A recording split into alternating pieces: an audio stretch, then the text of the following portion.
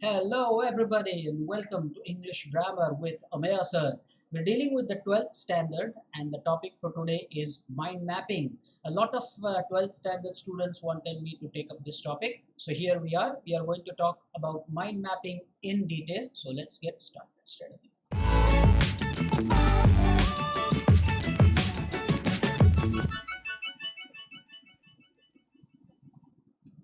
Alright, so the topic is mind mapping, and as usual, whenever you feel like you want to jot down important things, you can go ahead and pause the video. At the moment, let's get started first by understanding what is mind mapping exactly. I mean, the definition. So, mind mapping is a technique to organize the given data, the given content, could be in a paragraph format, or information in general in a way that summarizes everything with a smooth diagram. So basically you should remember it is close to information transfer that we studied when we were in 10th standard, if you remember. So this is also a diagrammatic representation, and what we do is there's a lot of information, considerable chunk of data, and then we arrange it into a diagram. That is why it is called a mind mapping, and that makes it very easy to understand the whole concept in a diagram or a pictorial format. Now, what are the points to remember here? The first point to remember is that there is a central idea to which the major ideas are connected. The second idea is that the other smaller ideas are branched out from the major points. Now, this is similar to the tree diagram, again a topic in the 10th standard that we have studied. The main idea, the third point, the main idea is always at the center. Now, this is a very important point. There is no fixed order of importance, but if I were to put it that way, then I believe the third point would rather be the first point. The main idea is always at the center, and then it starts branching out. The other ideas surround it, the major minor ideas. And last but not the least, the layout or the paragraph or the data may or may not be provided. Now what that means is that this might be fill in the blanks sort of things, or complete the format, or complete the data kind of an assignment. They might provide you with the layout, or they may ask you entirely to do the mind mapping all by yourself. Now do not worry, we are going to consider two examples. Guys, if you remember in the topics earlier, I only dealt with one example, but since mind mapping is one topic that you really wanted me to discuss in detail, here's the news. We are going to deal with two examples, and that definitely will help you, I have no doubt about this. If you want to pause the video, you can. Let me make it full screen. Here you go. If you want to pause the video, please do that. At the moment, allow me to go to the next one. Now we are going to talk about distribution of marks, something that we always do. So this question is for 3 marks, and a mark is for the overall presentation and a couple of marks for covering the entire information. Now this is important to remember, that you cannot miss out on any detail or a particular aspect. You cannot do that, otherwise the marks will be cut, they will be deducted. But if you do everything satisfactorily, here is the good news: you will get 3 out of 3. I don't see any reason why you will not get 3 out of 3. And I always emphasize, when there are topics where you can get out of marks, it's important. In English, it's a language paper after all. So this is another question where you can get full marks, 3 out of 3. Remember that, and I believe that's a very great news. Remember the condition: you not miss out on any data. Okay, do not miss out on any piece of information. All right, then what else? So how can mind mapping be asked in the exams? What are the ways that this question can be put to you? We talked about it earlier, but now in detail. So let me read it point wise. The first point is, a layout may be provided and you will be required to fill in the options, boxes or blanks. So that's what I said. You will have to complete the data. The second way they could ask you is, a paragraph might be provided, and using that data, you will be required to create a mind map all by yourself. And the last is, a simple topic might be provided and you will have to draft the entire mind mapping. But the thing is, if they ask you to do such a thing, then the topic will be very easy. When I say the topic will be very easy, what are the examples? When I say the topic will be very easy, I'm talking about how you intend to celebrate your birthday, or you want to plan out a particular family function or something like that. We will talk about the other topics, but I'm just saying that if it is the last category that we studied right now, where you have to do all the drafting all by yourself, then the topic essentially will be very easy. And that is why I'm going to deal with the first two. I told you, remember, we are going to deal with two examples. So this is the first one. Complete the mind map using the options provided. Now, what are the options provided to you? There are words, the terms. Cycling. What's the second term, guys? What's the second term? It's yacht. Y-A-C-H-T is yacht. Now, be honest in the comments if you, I'm sure that you knew that the word, but the pronunciation is yacht. It's not yacht, it's yacht. Trucks, swimming, camels, helicopter. So these are the options that you have, and then using them you'll have to complete the mind map. Now remember what I said before I present the question. This is similar to the information transfer that we have studied in the 10th standard. So this is something that you might expect. So there are modes of transport. Let me make it full screen here.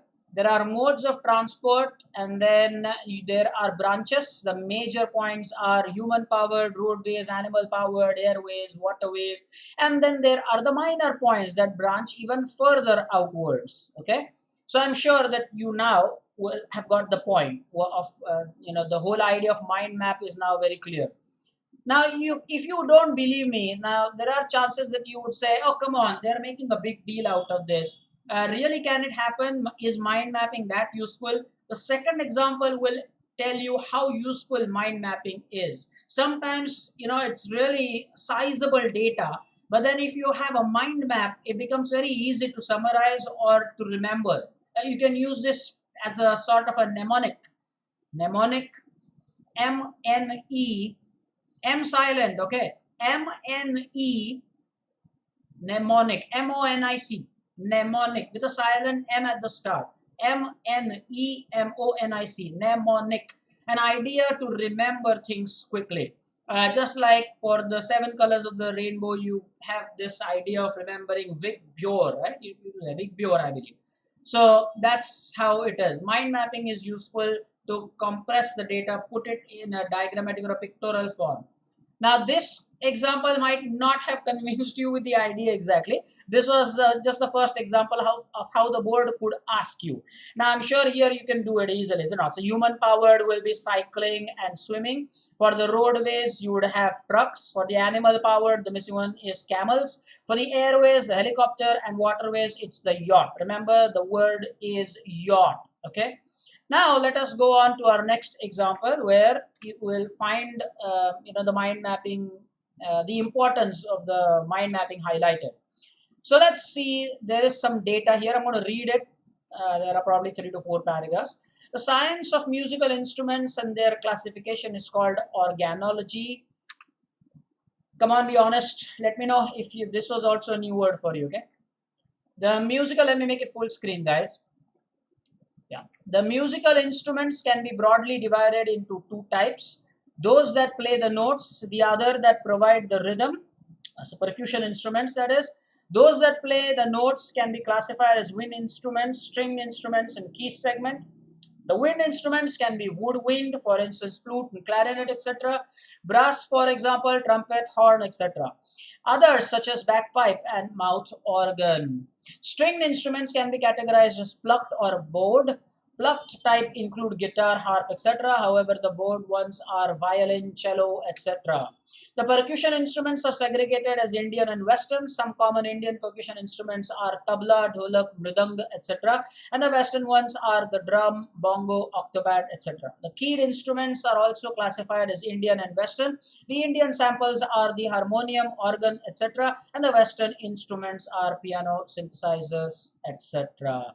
Now, I'm sure that I play the piano, so definitely I couldn't have afforded to miss out on this important data.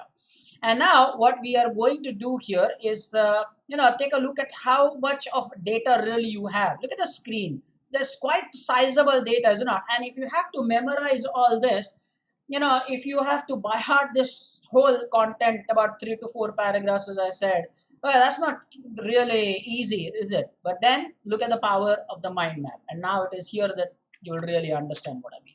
So here is how it goes out. Look at how it's played out.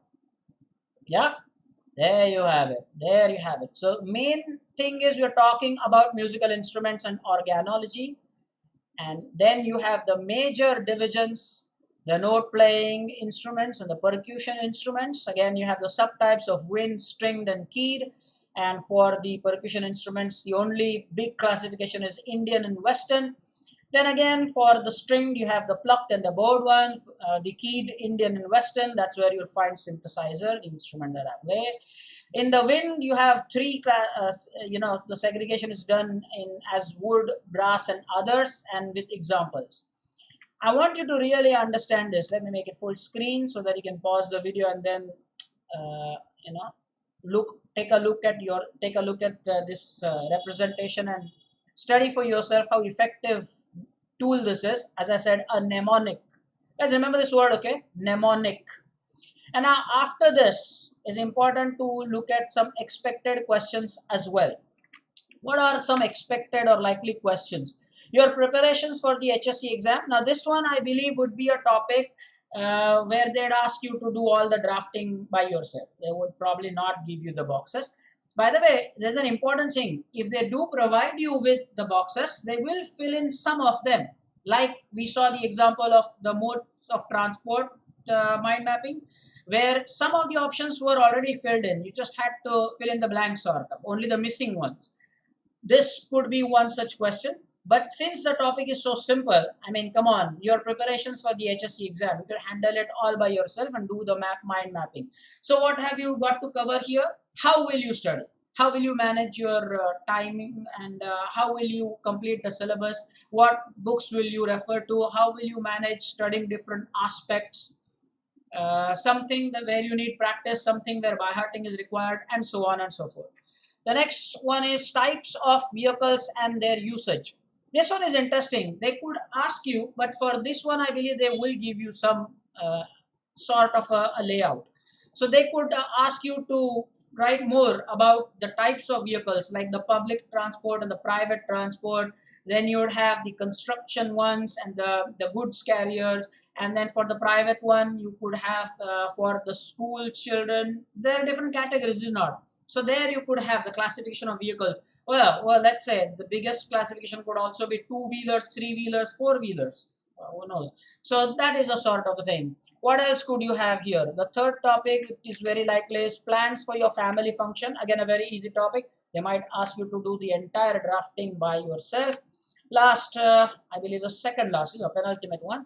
Various departments in an organization. So they could ask you to create a mind map where you show the various departments in an organization, the sales, the marketing, then the production, and then you show it via a proper layout. And then you also have types of literature. Well, this one I believe is what we studied in the 10th standard. So you could go on, with the mind map like a tree diagram showing the classification of how the field, the literature is divided into, classified as poetry, drama. Then again in drama you have fiction. In poetry again you have various forms of poetry, and so on and so forth. All right, I think that's about it. Those are all the things that I wanted to share. If I'm not wrong, that's it. Yeah. So that's all, guys. You don't have to worry about mind mapping. You can pause this video, probably watch this video again. I'm going to recap over here. Mind map is very similar to the information transfer that we studied. Number one. Number two, the way they could ask you is they might give you the layout and then they might ask you to fill in the blanks. They will give you the options. The other way is that as I said, if the topic is very easy, then they may not give you the layout. They might just ask you to do all the mind mapping by yourself, which I repeat time and again. I've said this. I'm saying it at the risk of being repetitive again, that the topic then in that case will be very easy. Chance for you to score 3 out of 3. So go ahead and do it. I'm sure that you've loved this. Please leave your comments. We'll meet again soon with another topic for 12th standard. Do take care. Okay.